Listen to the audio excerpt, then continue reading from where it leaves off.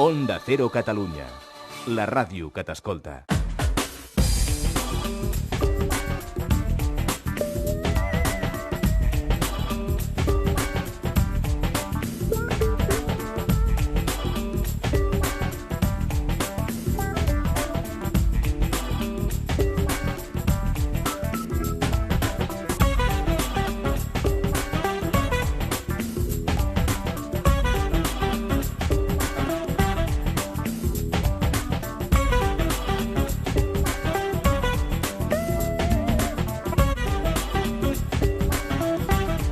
Bien, hoy en nuestro programa, a lo largo de estos próximos minutos, vamos a acercarnos una vez más a la Clínica Deportiva Llanes. Hoy precisamente nos acompaña en directo, en los estudios de Onda Cero Radio Cataluña, Sabrina Camaño. Sabrina Camaño es psicóloga integral y deportiva.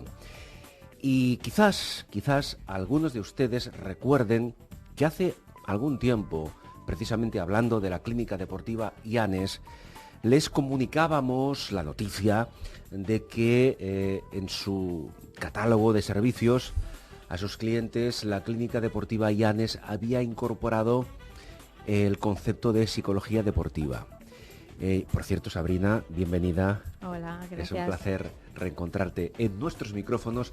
Yo creo, Sabrina, que antes de entrar un poco en materia, porque vamos a hablar un poco, vamos a introducirnos un poco más a fondo en algunos aspectos englobados dentro de la psicología deportiva, en concreto orientados a aquellas personas que practican deporte de una forma u otra, cualquier tipo de deporte, pero que hay un aspecto fundamental para que una persona vaya progresando en su actividad deportiva, como es la motivación.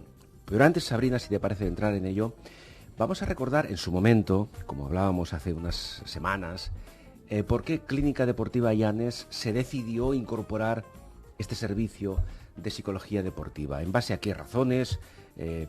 ¿Por qué se hizo en definitiva?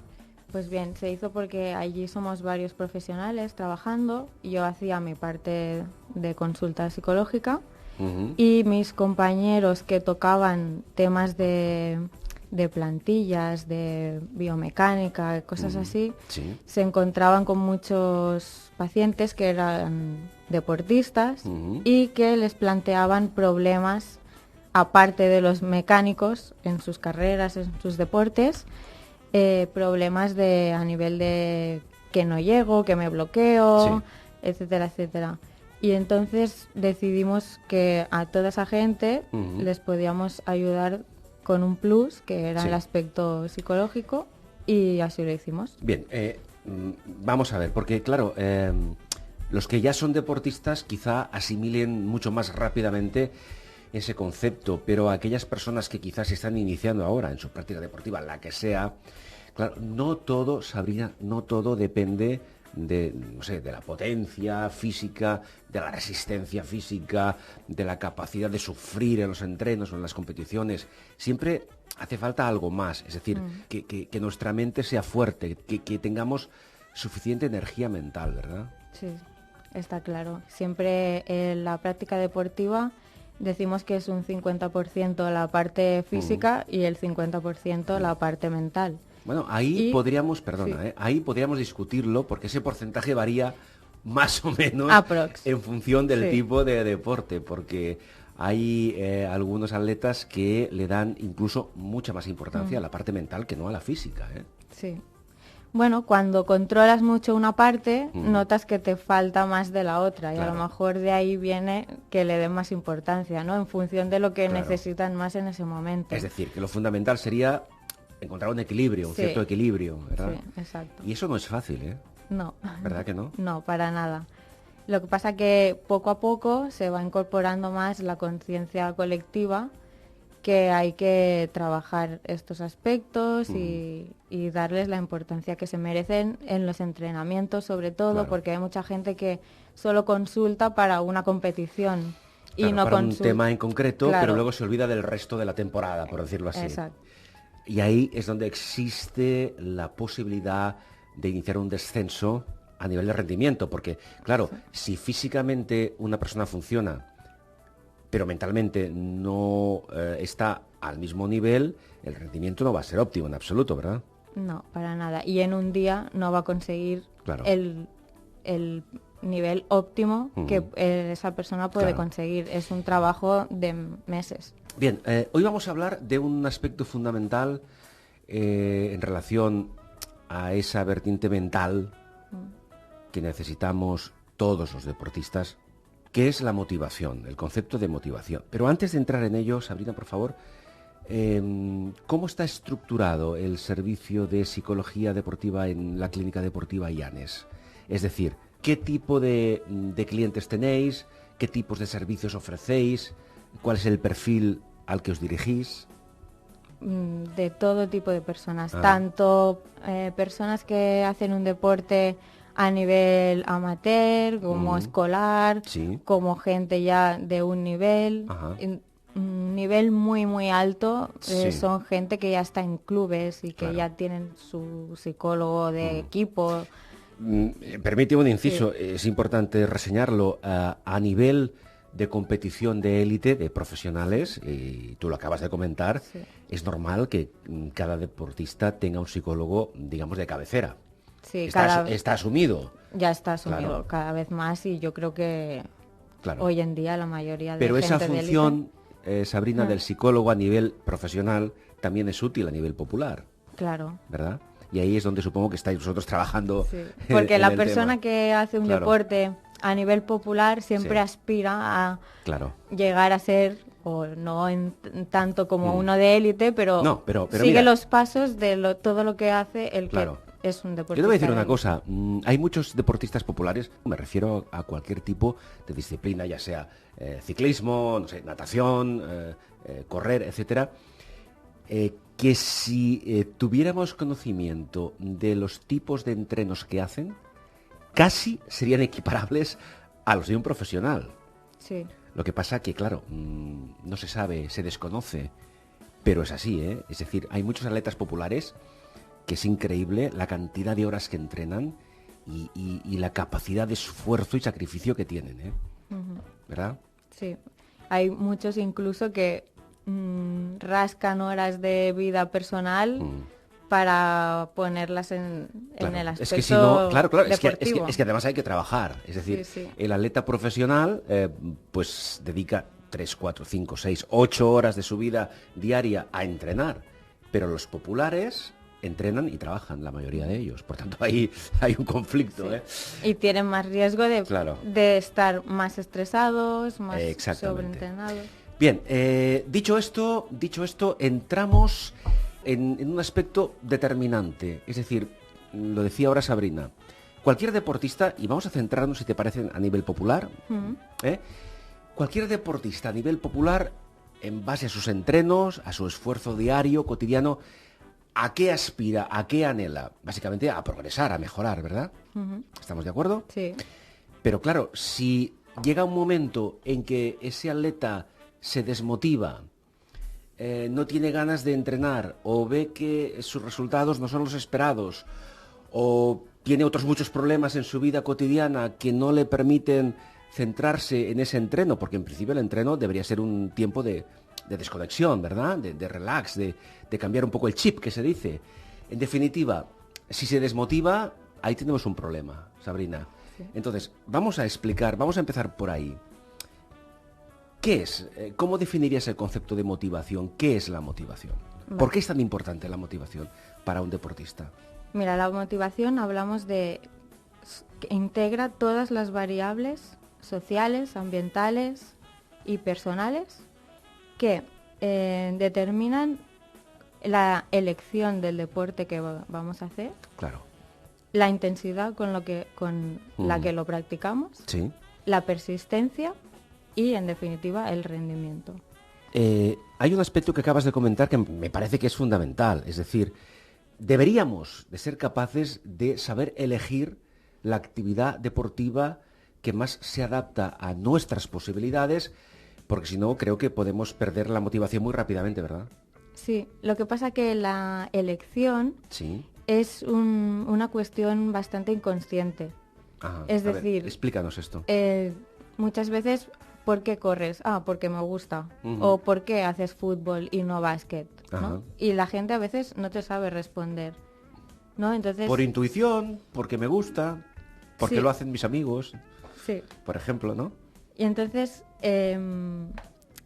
hay algo ahí inconsciente que determina la actividad que hacemos. Entonces, si podemos llegar a rascar todo eso y encontrar la razón original que nos impulsa a elegir ese deporte, cuando necesitemos, porque estamos en un momento de bajón, que no nos salen bien las cosas o que no tenemos el rendimiento Sí. óptimo, podemos coger esa razón primigenia, rescatarla y que eso nos ayude a seguir adelante. Bien, entonces, es un aspecto fundamental, elegir una actividad con la que más o menos tengamos una cierta identificación, de alguna forma. Que No- sea la elección sea por una razón interna más que externa. Claro, exactamente. Y cuando ya hacemos un deporte que es, o sea, que no vayamos ahora a decidir qué deporte hacemos, sino que ya estamos haciendo un deporte, Sí. intentar reflexionar sobre qué nos hizo o qué variables nos hicieron Sí. escoger esa... Es decir, que siempre podemos Exacto. cambiar, si llega el momento, cambiar de deporte para adecuarlo realmente a nuestras expectativas, ¿no? Es decir, podemos equivocarnos, pero podemos cambiar. Sí, Sí. no es que te equivoques, es que... Me refiero, podemos equivocarnos, entre comillas, en la elección si en el transcurso del tiempo vemos que no se adapta a nuestras propias expectativas, ¿no? Sí, o a nuestros deseos. Claro. Sí. Otro aspecto que creo, Sabrina, que es fundamental también, al margen de la elección de la actividad, que ya lo hemos comentado, es, claro, la intensidad. Es decir, si elegimos el deporte con el que, o la actividad deportiva con la que mejor nos identificamos, pero nos excedemos, sobreentrenamos o ejercemos esa actividad deportiva con una intensidad fuera de lo habitual, no vamos a rendir tampoco, vamos a acabar totalmente destrozados física y mentalmente, ¿verdad? ¿Cómo es de importante este aspecto? Pues mucho, porque estamos relacionados la intensidad con la persistencia y con el rendimiento. Y estamos relacionados con el concepto de la percepción de probabilidad de éxito que nosotros podamos tener. Es decir, hay personas que hacen un deporte buscando la competitividad, buscando el éxito, Sí. buscando la demostración de una Claro. habilidad. Bueno, el deporte, la actividad deportiva en sí misma ya es competitiva, de una forma u otra, a mayor o menor nivel. Eso no es cuestionable, ¿o sí? Pregunto. Lo que pasa que o sea, no podemos centrarnos solo en lo competitivo y la percepción de éxito no la podemos regir por lo competitivo, por si ganamos o perdemos. Ajá. Tenemos que aprender a valorarnos por lo que conseguimos respecto a nosotros mismos, no respecto a la competencia con el otro. Porque eso es lo que hace que mucha gente baje el rendimiento. Porque entonces si pierde, si no tiene éxito en la competición, Sí, se desvaloriza muy fácilmente. claro. En cambio, si nosotros nos valoramos por nuestro aprendizaje y por nuestra capacidad de mejorar, no nos ocurrirá esto, porque estaremos más seguros de nosotros mismos y nunca podremos bajar tan drásticamente el rendimiento. Además, quería comentarte respecto a la persistencia, que es de lo que habíamos hablado. Sí. Se ha comprobado con estudios que las personas que se valoran más a sí mismas a través del aprendizaje y la capacidad de mejorar que tienen en el deporte y Sí. no tanto como el demostrar una superioridad o en el sentido de competencia, persisten más en la práctica deportiva, rinden más, son más persistentes y tienen más motivación. Y entonces está demostrado. El hecho de que un deportista, una persona que ejerce cualquier tipo de actividad deportiva, consiga un nivel correcto de motivación, esto puede ayudarle también en su vida fuera del deporte, en su vida cotidiana, en su vida profesional. ¿Existe una traslación de efectos positivos entre el perfil del deportista y el perfil de la persona a nivel profesional o personal? Sí, porque la motivación es la base del impulso que nos lleva a la autorrealización. La autorrealización la entendemos como la percepción que tiene la persona de verse a sí misma dirigiendo todos sus esfuerzos para conseguir aquello que quiere. Entonces el deporte es una manera muy gráfica de llegar a la autorrealización, porque es un ámbito de la vida que podemos controlar. Podemos planificar objetivos, metas, intentar controlar las expectativas, nos entrenamos a diario para conseguirlo. Entonces, como esto lo podemos trasladar al nivel más personal, el deporte sirve de entrenamiento de todos estos aspectos. Claro. Hay un nexo, por tanto, de unión, de comunicación entre lo que es la faceta deportiva y la faceta personal e incluso profesional. Sí. Mucha gente, sí. A través del deporte, de entrenar todos estos aspectos, coge seguridad en sí misma. Y por eso el deporte es terapéutico. Luego sabe que puede controlar muchas cosas que a priori le parecían incontrolables y luego lo aplica a otros aspectos de su vida y con esto le ayuda también a mejorar. Por ejemplo, cuando llega una persona al consultorio, llega una persona, un deportista, evidentemente, llega una persona a vuestro consultorio que está desmotivada, que le falta adquirir ese nivel mínimo para iniciar un ciclo de progresión, ¿de qué forma se le ayuda? Es decir, a grandes rasgos, ¿cuál es la estrategia a seguir con una persona que acude a vosotros, a Clínica Deportiva Llanes, y que manifiestamente os dice, es que no estoy motivado, estoy desganado, estoy desfasado, en fin? Explícanos un poco, ¿qué estrategia se sigue con esa persona? Lo primero es lo que hablábamos antes, ¿no? Buscar la razón inicial, original, que le llevó a esa persona a escoger esa actividad. Y recuperar esa ilusión original, que la primera de todas que tuvo para... El impulso inicial. Impulso inicial. ¿Qué ha pasado con ese impulso? Muy bien. Ya no está, ha cambiado, puede ser que antes fuera algo más social, lo que decimos, ¿no? Muchos niños en el colegio, pues hago esto por los amigos y luego con el tiempo va cambiando porque le gusta o le deja de gustar esa actividad, ¿no? Entonces eso es lo primero. Y luego después intentar identificar las motivaciones internas y las externas. Las internas siempre las podremos controlar más, ¿no? Es el reflexionar sobre todos estos aspectos. Pero las externas, es decir, por ejemplo, que me hagan un reconocimiento, o hoy en día lo importante que son las redes sociales, ¿no? Que me pongan muchos me gustas o me hagan comentarios felicitándome. Todo esto es una motivación externa hoy en día que tiene mucha fuerza. El problema es que no obtengas los me gustas que tú desearías, y eso puede influir negativamente. Por eso, hay que saber separarlas, saber identificarlas y luego darle más importancia a las que son internas. De todas formas, es increíble, ¿verdad? A nivel de motivación, sobre todo hay muchos perfiles en las redes sociales deportivos, lo que puede llegar a influir que una persona publique un post, un artículo, un comentario, y no se cumplan las expectativas respecto, como decía Sabrina, a los me gusta. Eso a veces puede inducir a una persona a deprimirse incluso un poco, ¿eh? Claro, porque se valoran a través de terceros, no a través de uno mismo. Y eso es lo que no debería ocurrir. Exacto. Pregunto, la valoración siempre debe ser interior. Interior. O sea, de dentro hacia afuera, no al revés, ¿verdad? Exacto, en función de nuestro aprendizaje y nuestra mejora diaria.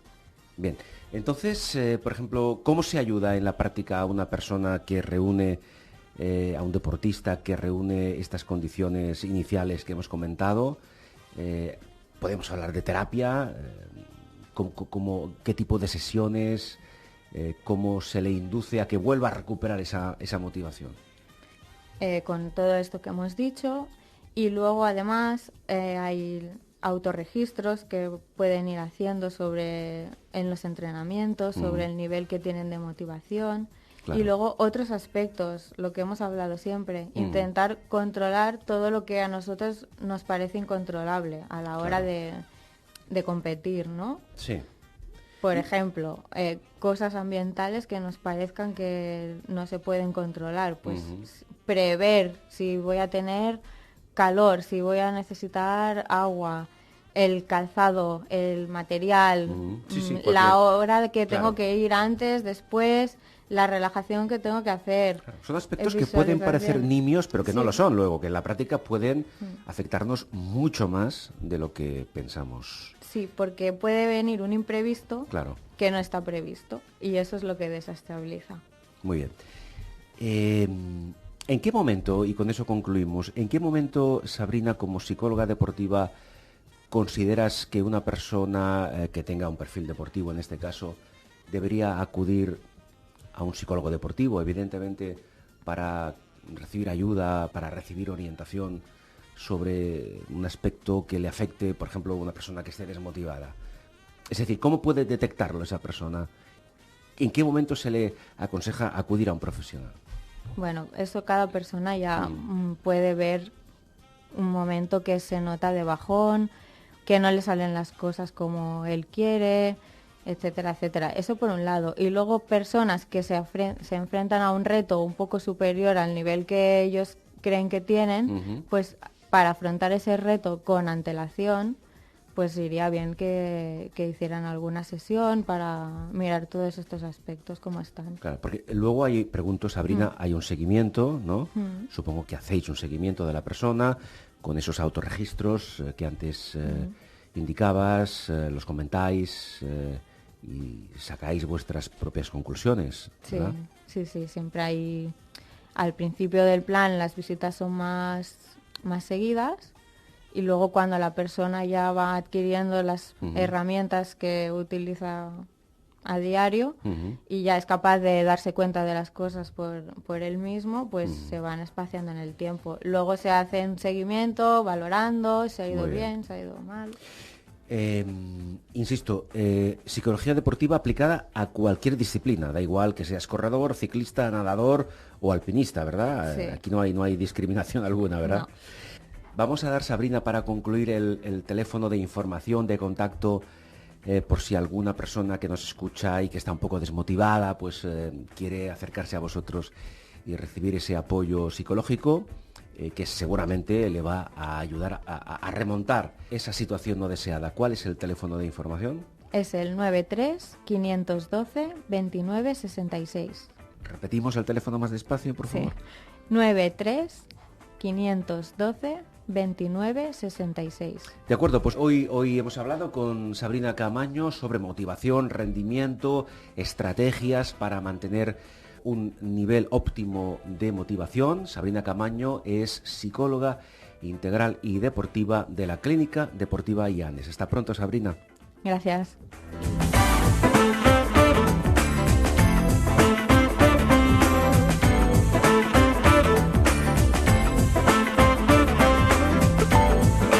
En bones mans, amb Carles Aguilar. Onda Cero Catalunya. La teva ràdio. Onda Cero Catalunya. La teva ràdio.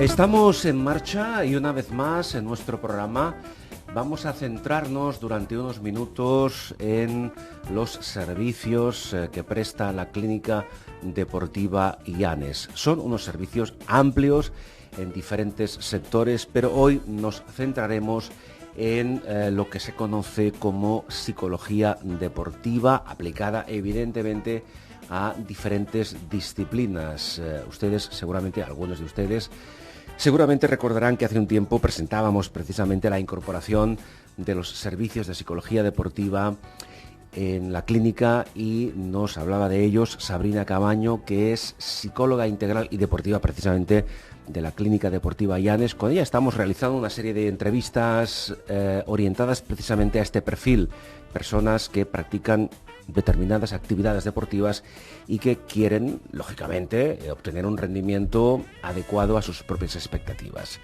Sabrina Camaño, bienvenida de nuevo, gracias, muy amable. Gracias a ti. Bien, si te parece, como siempre, como es habitual, vamos a recordar un poco qué es Clínica Deportiva Llanes y por qué se decide en su momento incorporar este servicio de psicología deportiva. Bueno, en la clínica somos varios profesionales, sobre todo hay un equipo muy grande de podólogos y biomecánicos Sí. y aparte de otras especialidades. Yo estaba allí con ellos haciendo mi consulta psicológica y ellos vieron que habían muchas consultas de pacientes suyos que les explicaban dificultades mentales a la hora de afrontar según qué pruebas deportivas y empezamos a trabajar en ese sentido y a colaborar con ellos.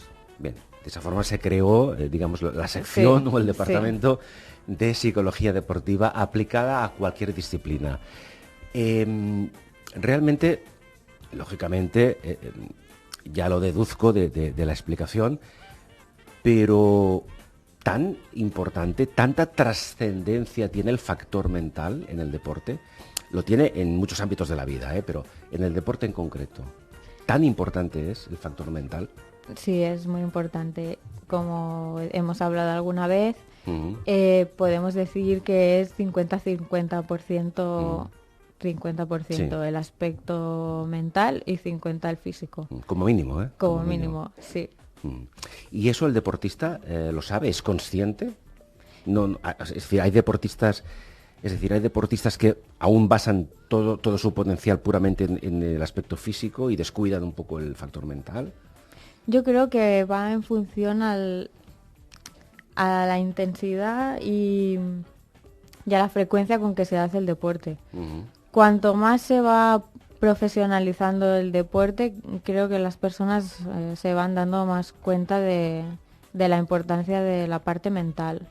Aún así, hoy en día, como la gente que realiza deportes a nivel popular va siguiendo los pasos de la gente más de élite y tal, es más consciente de estos problemas. Claro. Lo que pasa que no sé, pregunto, Sabrina, hasta qué punto un corredor popular, es decir, vamos a definir lo que es un corredor popular. Un corredor popular, un deportista popular, es aquella persona que trabaja sus 7-8 horas diarias y después o antes se va a entrenar. Esta es la gran diferencia entre un corredor o un deportista popular y uno profesional que solo se dedica a entrenar. Claro, no sé hasta qué punto son equiparables.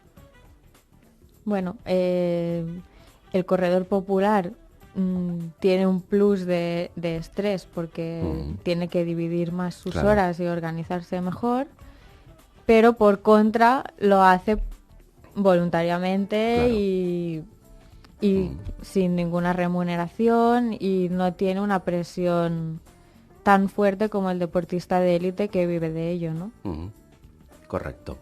Bien, precisamente hemos hablado de los corredores. No hay que ocultar que de un tiempo a esta parte existe un auténtico boom, una eclosión. Cada vez, yo creo que es positivo, Sí. Cada vez hay más gente que se dedica a correr, pues más o menos tiempo. Eso, en principio, creo que es beneficioso, ¿verdad?, para la salud. Correr es salud. Luego ya podemos entrar en determinados niveles que son más o menos discutibles, pero en principio correr es una actividad saludable, ¿verdad? Pero claro, también requiere, al margen de una mínima capacitación física, en la que ahora no vamos a entrar, pero se supone, como decía Sabrina, una cierta estrategia mental, ¿no? Cuando una persona empieza a correr, se marca diferentes objetivos en progresión constante. Empezamos con 5 kilómetros, podemos llegar a 10, una media maratón, incluso un maratón que es para la mayoría de corredores es la cumbre, ¿verdad? Es lo máximo. Sí. El maratón es una es un objetivo épico incluso, el tema de Filípides y todo. No vamos a entrar en la cuestión, pero sí que tiene connotaciones épicas, Filípides y toda su historia. Pero vamos a ver, ¿podemos hablar de estrategias distintas, estrategias diferentes en función de cada tipo de corredor, o hay estrategias que son válidas para todos los perfiles? ¿Cómo funciona todo esto? Más o menos hay unas estrategias que pueden utilizar todos los corredores. De hecho, las más populares son el control de los pensamientos negativos, el establecimiento de objetivos, técnicas de relajación, visualizaciones, técnicas de concentración, recurrir al apoyo social, etcétera. ¿Todo esto tiene, pregunto, algo que ver con el concepto de motivación? Sí, porque cuando más esfuerzos ponemos en que nos salga bien una actividad, estamos más motivados, porque sabemos o tenemos más probabilidad de que nos salga bien, porque estamos utilizando más herramientas. De acuerdo. Y el ponernos en marcha nos motiva más.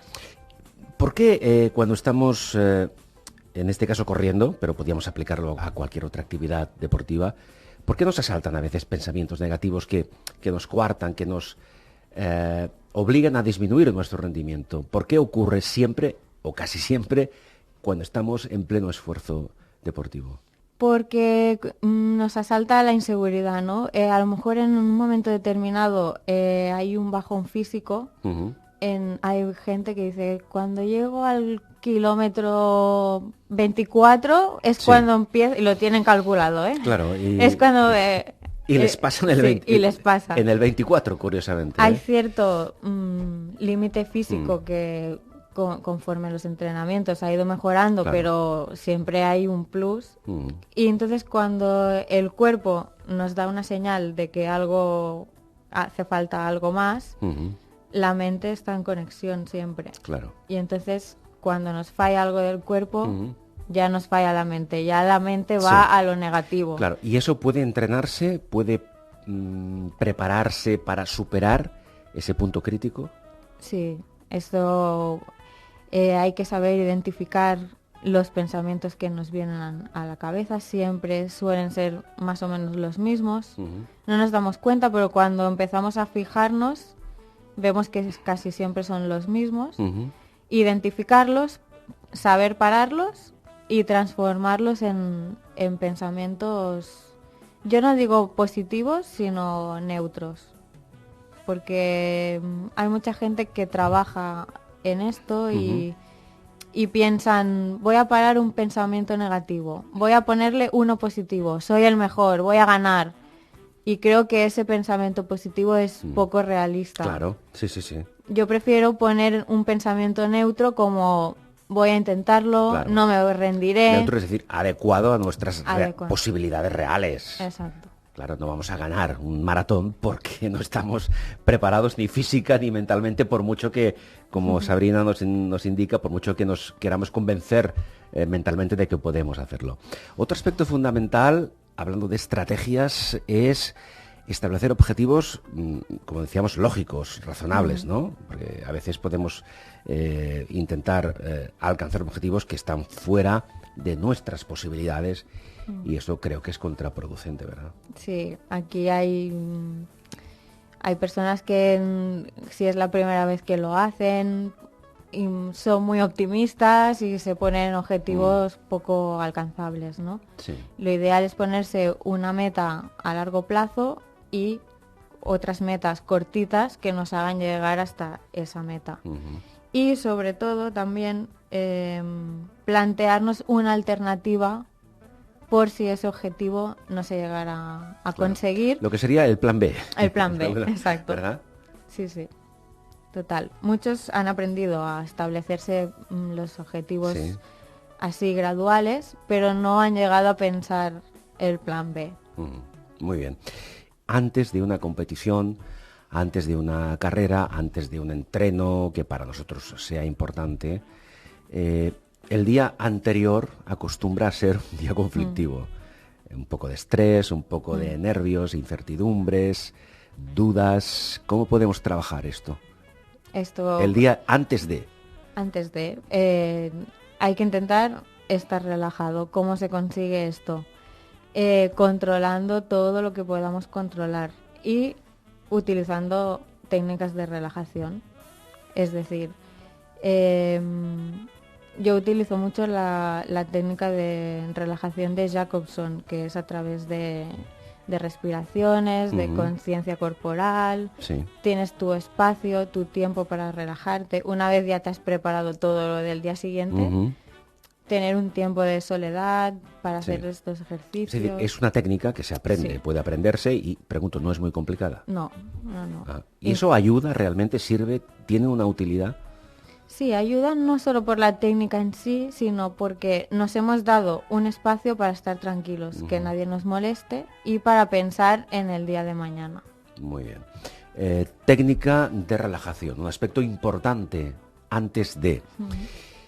Y el tema, curiosamente, el tema de en qué momento podemos o hemos de recurrir al apoyo social. ¿De qué estamos hablando? ¿Qué es el apoyo social?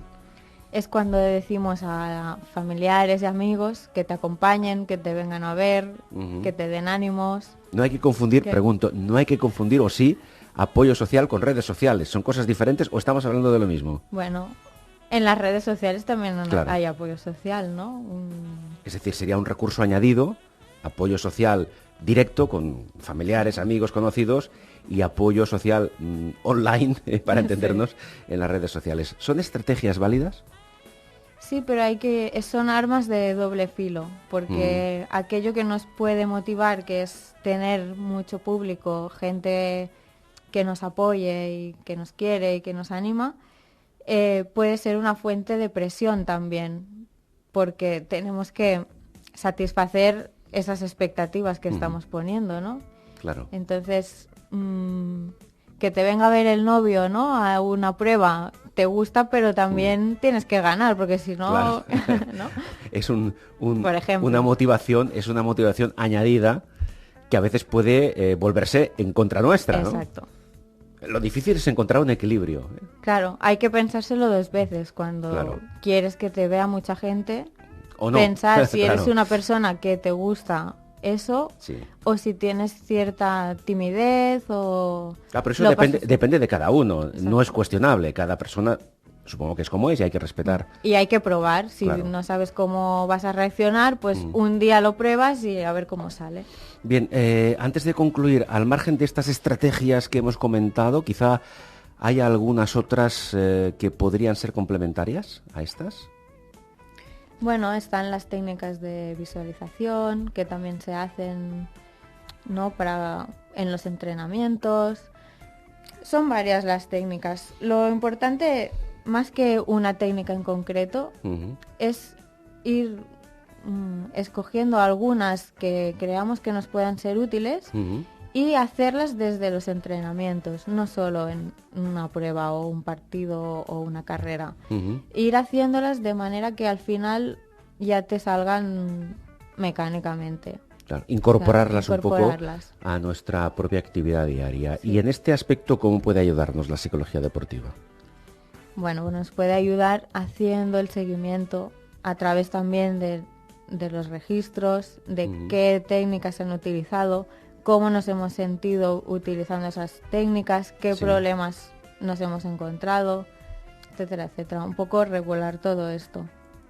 De acuerdo, pues de momento vamos a dejarlo aquí, Sabrina. En todo caso, creo que sería interesante que nos recordaras el teléfono de información de Clínica Deportiva IANES, donde al margen de los servicios que antes al principio nos comentabas, pueden dirigirse a aquellos interesados en tener información más detallada sobre los diferentes aspectos que incluye la psicología deportiva y que precisamente serán atendidos por ti, ¿no? Como Sí. psicóloga integral y deportiva. ¿Cuál es ese teléfono?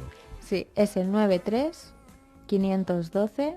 93-512-29-66. Bien, ¿te importa repetirlo, Sabrina? No, es el 512 29 66. De acuerdo. Sabrina, ha sido un placer, muy amable. Igualmente, Nos gracias. reencontramos dentro de unos días y seguiremos comentando algunos aspectos más relacionados con la psicología deportiva. Muy amable, gracias. Gracias.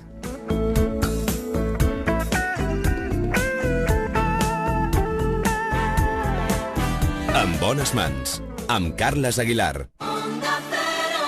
Onda Cero Catalunya.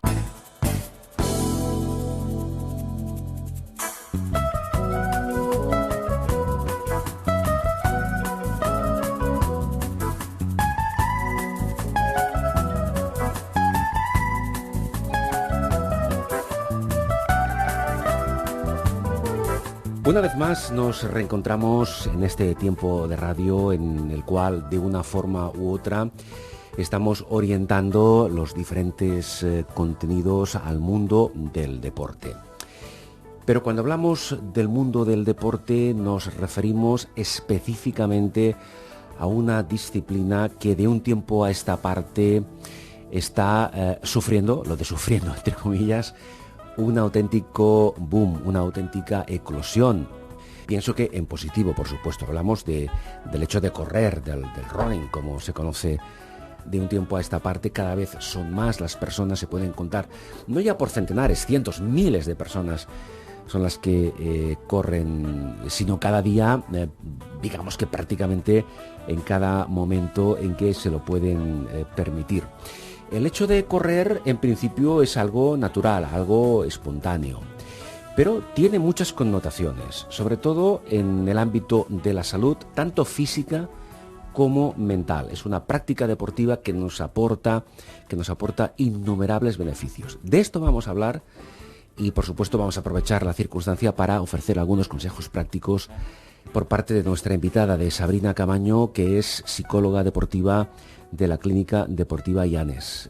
Sabrina, ¿qué tal? Bienvenida. Bien, gracias por invitarme. Vamos a ver, Sabrina, está claro, ¿no? El running, el hecho de correr, nos aporta innumerables beneficios, porque yo creo que ya es mucho más que una simple moda, ¿verdad? Actualmente.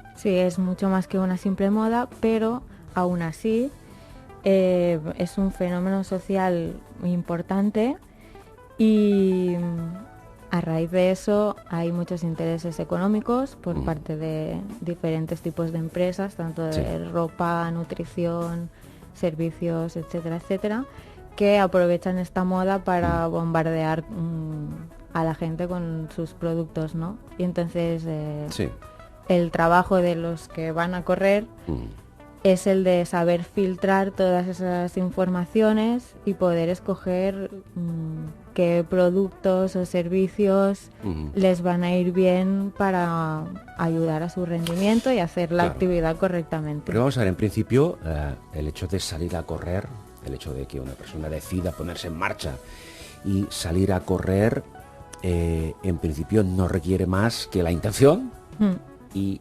efectuar el movimiento. Pero no es tan simple. Cada vez, como Sabrina nos comenta, se complica más.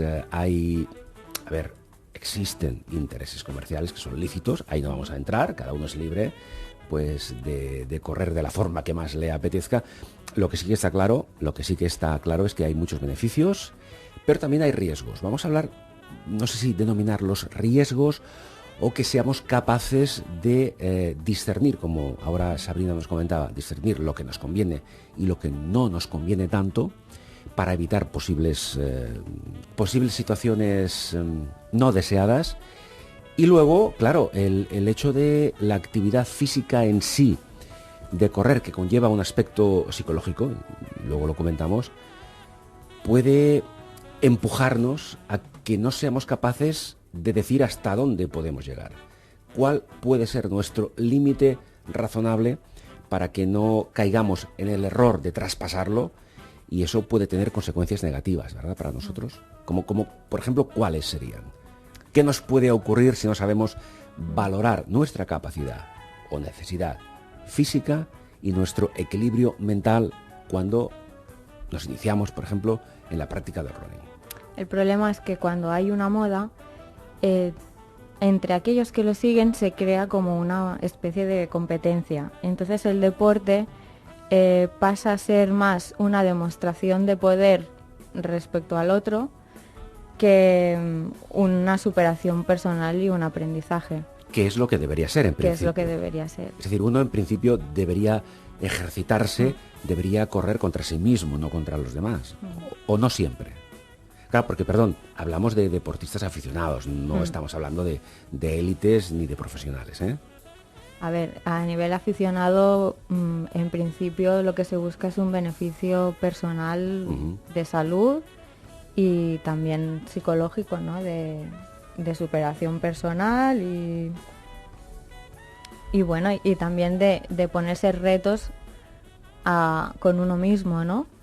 El problema al que decía es este, ¿no? El pasar a fijarse en los demás, estamos trasladando al otro la capacidad de juzgar nuestro propio éxito o fracaso. Es decir, si gano al vecino, claro, es que soy bueno. Y si pierdo contra el vecino, es que soy malo. Lo que deberíamos hacer es ir siguiendo nuestro propio aprendizaje y nuestro propio recorrido para ir mejorando, pero que la base de la comparación seamos nosotros mismos. Y eso no es tan fácil de conseguir. Pienso, no sé, ¿verdad? No es tan fácil, pero nos generaría menos ansiedad, porque cuando dependemos de otro, no lo podemos controlar si el otro va a hacer más o menos. En cambio, si nos fijamos en nosotros mismos, es más fácil de controlar porque podemos esforzarnos más, mirar si estamos más ansiosos, menos ansiosos, nos podemos relajar, podemos aplicar una serie de técnicas que las hacemos nosotros desde nuestro interior. Claro, y luego ese, digamos, sobreesfuerzo, esa competencia equivocada, en el sentido que Sabrina nos comenta, puede poner en riesgo nuestra estabilidad, no tan solo física, sino emocional, porque si estamos constantemente intentando superarnos en función de lo que hagan los demás, yo creo que esto no tiene buenas perspectivas, ¿verdad? No, nos crea más ansiedad, nos crea más presión, más inseguridad en nosotros mismos, ya que es eso, pasamos a depender no de nosotros, sino de lo que hace el de al lado. Hay algunos aspectos que Sabrina los mencionaba al principio, que están intrínsecamente relacionados con el running, que son elementos externos, pero que de una forma u otra pueden servir o como motivación en positivo o a veces incluso pueden suponer un perjuicio. Se ha montado, y esto es lícito, un negocio, vamos a decirlo bien claro, un negocio creciente además en torno al running en todos los sentidos, y a veces cuando salimos a correr y vemos a un conocido o a alguien que no conocemos de nada, pero que pasa a nuestro lado corriendo, por ejemplo, con un equipamiento deportivo llamativo, de una determinada marca, con una calidad a todas luces evidente, y querámoslo o no, pues a lo mejor lo comparamos con el nuestro y nos sentimos a veces un poco mal o un poco diferentes, un poco a otro nivel, porque no somos capaces en ese momento de situarnos en el lugar de esa persona, de ese otro corredor que lleva pues una ropa deportiva determinada. Entonces, ¿qué comentario podemos hacer en este sentido? ¿Cómo podemos valorar la importancia que tiene el equipamiento para correr? Precisamente algo parecido con lo que comentábamos sobre la competencia, ¿no? Lo que ocurre es que inconscientemente estamos atribuyendo a unos objetos externos unos poderes de mejorar el rendimiento. Es decir, por llevar una marca determinada no seremos mejores corredores. Es eso un poco, ¿verdad? Sí. A ver, con matices, porque seguramente las marcas desarrollan materiales, productos que ayudan a que el deportista tenga más comodidad o ciertas ventajas en su práctica. Pero que no son definitivas. Claro, que son detrás tiene ayudas, que haber pequeñas ayudas. El esfuerzo del deportista y la capacidad del deportista, pero nuestra mente inconscientemente es lo que tú dices, me siento mal cuando veo correr un pro a mi lado que me pasa corriendo, ¿no? Y ese sentirme mal, en el fondo, es porque hacemos esta comparación, ¿no? De, claro, él lleva todo Claro, ese equipo claro. y por eso es tan bueno. Y yo, que voy con mi ropa Ujú, que sí, llevo desde hace 3 años, Sí, claro. pues soy tan malo porque... Pero lo que hemos de ser conscientes es que si nos calzamos, por ejemplo, las zapatillas de este pro, no vamos a correr igual que él, por No. muchas zapatillas que llevemos de ultimísima tecnología. Claro. Exacto. Es un poco el secreto, ¿verdad? Es decir, no vamos a variar de forma drástica nuestro rendimiento en función de los complementos técnicos que utilicemos. Eso es así. No, eso es. Bien, el tema del equipamiento deportivo, de la ropa deportiva, zapatillas, en fin, textil, etcétera, es importante. Sobre todo es muy visual, como sabemos, son equipamientos técnicos que entran por los ojos. Pero no pienso que no es lo más fundamental. Donde sí que realmente quizá podríamos encontrar una variación más determinante en cuanto al rendimiento sería en el tema energético, es decir, en el tema de los complementos alimenticios, dietas adecuadas para compensar el desgaste energético que supone pues correr 1 o 2 horas, 3 horas cada día. Aquí sí que hay un diferencial, o puede haber potencialmente un diferencial más amplio, ¿verdad? Sí. Y más cuando son productos que generalmente son complementos alimenticios, que no necesitas receta médica para utilizarlos. Hay mucha variedad, muchas marcas. Y ahora últimamente en redes sociales, sobre todo, pues aparecen muchas recomendaciones, ¿no?, sobre el consumo de estos productos. Entonces yo pienso que aquí sí que hay que ir con cuidado porque cada persona es diferente y tiene unas características físicas, ¿no?, fisiológicas, que deberían ser valoradas por un médico antes de... Claro. Es decir, que de tomar, incluso que porque- estemos hablando de, como es el caso, de suplementos alimenticios que pueden adquirirse sin receta médica y que no son medicamentos, aún así lo que recomienda Sabrina es que, como mínimo, hagamos una consulta Sí. al médico, porque igual no necesitamos ningún tipo de suplemento alimenticio y, en última instancia, lo que estamos haciendo es perder dinero. Eso cuando menos, ¿no? Sí. Y cierto sentido común. A ver, tampoco hay que alertar de que estos productos no sean buenos, al contrario, los hay y que realmente ayudan, Sí, sí, son muy Pero- útiles algunos de ellos, sí. efectivamente. pero sentido común. Hay personas que pueden llegar a mezclar 3, 4 productos y a lo mejor esto sí que debería ser valorado, ¿no? La frecuencia con que Claro. se toman, el tipo de producto, cuántos productos estás mezclando, ¿no? Ahí ya yo creo que la gente ya tiene un poco de sentido común, pero aún así... Pero aún así, ante la Joder, duda, sí. lo que se recomienda es consultar al médico el tipo de suplementos alimenticios que estamos tomando, por ejemplo, el tipo de dieta que llevamos y Sí. entonces con un conocimiento de causa sabremos más o menos, como Sabrina comenta, pues qué tipo de suplemento nos interesa o qué tipo sencillamente no nos va a surtir ningún efecto. Claro. ¿eh? Por edades también es Por importante. ejemplo, Y lo que tú comentas, las dietas, ¿no? Hay dietas muy drásticas que según Sí. a qué edades y según las analíticas que tú puedas llevarle a un médico, pues te pueden recomendar una dieta contraria a la que tú estás haciendo.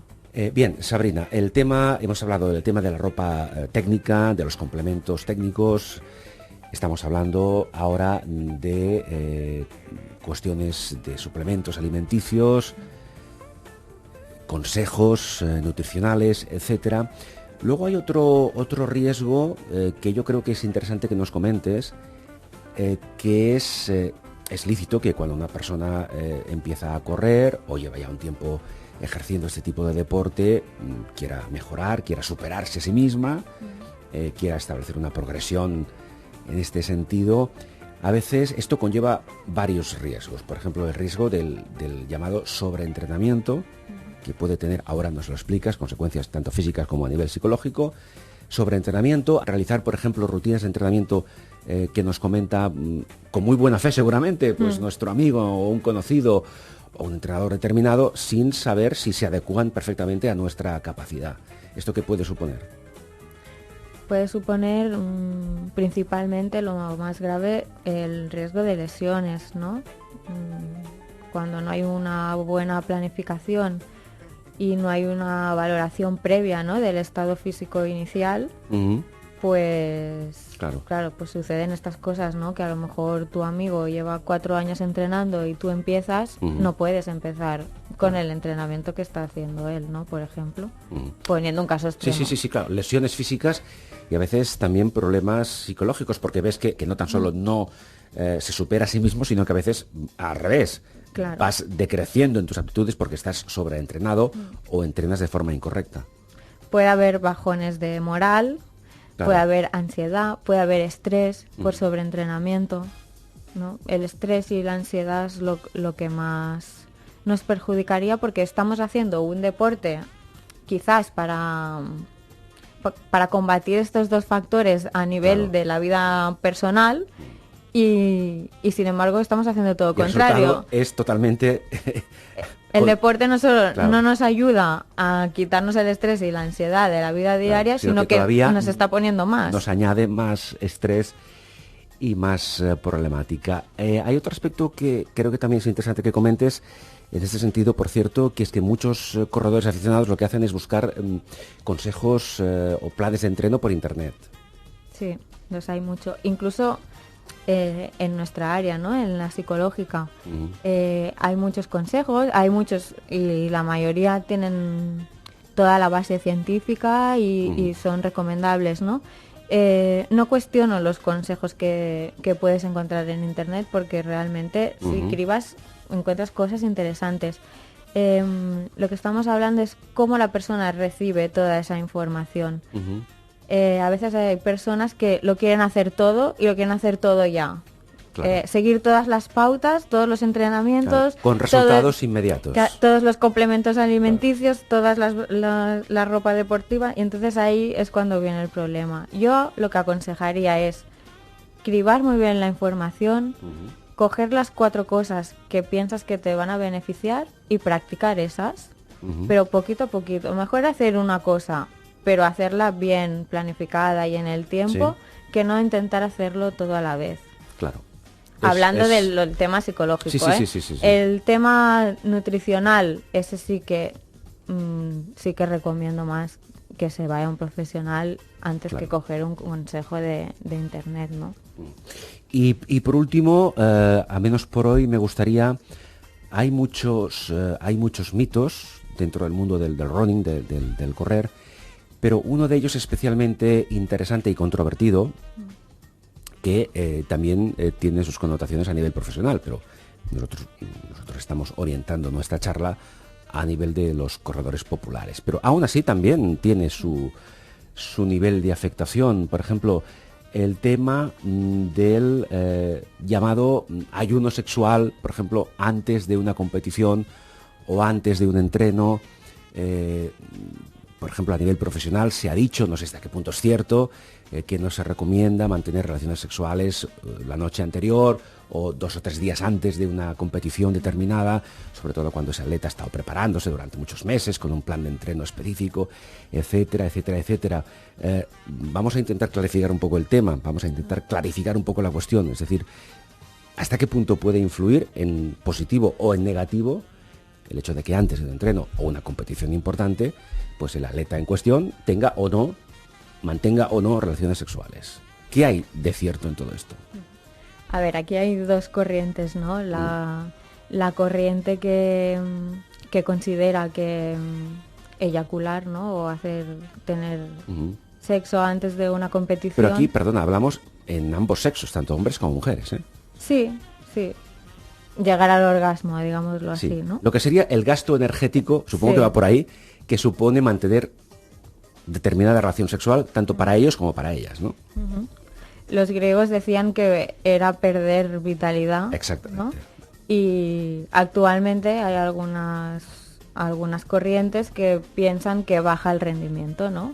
Por ejemplo, hay entrenadores de fútbol que no dejaban ver a las mujeres, correcto, sus jugadores, ¿no? Y esto ha sucedido durante muchos años. No sé si ahora esto ha cambiado o no, pero es cierto, bueno, cuando se concentran los equipos, o muchos de los equipos de élite, las mujeres o las parejas no tienen acceso al hotel. No, supongo porque como no pueden controlar cada caso individual, Claro. tampoco lo hacen así y ya está, ¿no? Bien, entonces, dentro de estas dos vertientes, dos tendencias, sexo sí, sexo no, antes de una competición, ¿qué opinas, Sabrina? Yo opino que sexo sí, pero teniendo en cuenta el porqué, ¿no? Porque actualmente está más consolidado el sexo sí, ¿no? Ya estas ideas de que Ajá. del ayuno sexual son más antiguas. Yo creo que hoy en día ya todo el mundo ya piensa. Y que tiene más que ver con un tema circunstancial en las bajadas de rendimiento que por el hecho sexual en sí. Es Ajá. decir, si yo me voy de discoteca la noche antes, tendré una relación sexual, pero el contexto ¿cuál es? Que he bebido alcohol, que he estado hasta altas horas de la noche despierto, a lo mejor he dormido mal, no he tenido el descanso que tenía que tener. Claro.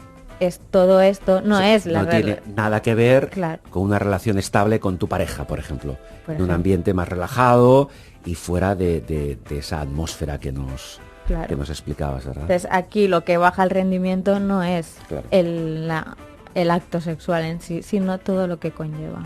Aún así, sexo sí, pero lo que decías tú, no es lo mismo la significación emocional de tener sexo con una pareja estable en tu día a día como una rutina y que tú emocionalmente estarás igual, que tener sexo a lo mejor con una persona que por primera vez, que acabas de empezar con ella, Claro. a lo mejor el tener ese acto sexual te va a generar una serie de nerviosismos, de ansiedades, que no son buenas si al Claro. día siguiente tienes una competición. O sea que de alguna forma entiendo que la decisión depende de uno mismo en función de De su situación personal. de su situación y de su propio conocimiento en base a la reacción que piense que puede tener. Claro. Es decir, si le va a afectar en positivo o no. Bueno, en negativo, sí, sí. Pero un poco la tendencia es que en principio, digamos, según Sabrina nos comenta, la tendencia es que en principio la relación sexual no es contraproducente siempre que esté dentro de este perfil, Sí. ¿verdad? De hecho, la pérdida energética de la Claro. relación sexual es como comerte 4 galletas. O sea, no Claro. es tanta pérdida energética, por cuantificarlo. Claro, claro, O sea, sí. No vamos a perder nuestra marca personal No. en absoluto por haber tenido la noche anterior una relación sexual con nuestra pareja. Eso está, en principio, creo que bastante contrastado, ¿verdad? Bien, por hoy vamos a dejarlo aquí, Sabrina. Hemos hablado un poco de diferentes aspectos, diferentes conceptos que influyen de una forma u otra en nuestra actividad como corredores, como runners aficionados. El aspecto psicológico en todas ellas, de una forma u otra, está implicado. No sé, a mí hay un concepto que se me ha quedado grabado y creo, Sabrina, que con este podemos concluir. Es decir, utilizar un poco más nuestro sentido común, en definitiva, ¿no? Sí, que dicen que es el menos común de los sentidos, ¿no?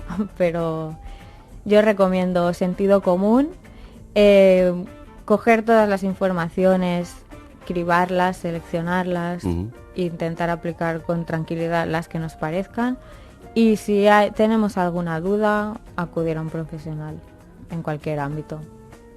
Correcto, aquí lo dejamos por hoy, Sabrina. Muchísimas gracias. Sabrina Gracias a ti. Camaño es psicóloga deportiva de la Clínica Deportiva Llanes, donde existe la posibilidad dentro de vuestro gabinete de ofrecer orientación a cualquier deportista, no solamente hablamos de corredores, que necesite a veces este apoyo a nivel psicológico, ¿verdad? Sí, atendemos a cualquier tipo de persona, no solo de deportistas, ¿no? Pero Claro, deportistas de cualquier nivel, incluso niños, no hay problema. perfecto. Tenemos una dirección, tenemos un teléfono de contacto para más información. Sí, el teléfono es el 93 512 29 66. Vamos a repetirlo más despacio. 93 512 29 66. Pues Sabrina, muchísimas gracias. Hasta una próxima ocasión. Sabrina Camaño es psicóloga deportiva de la Clínica Deportiva Llanes.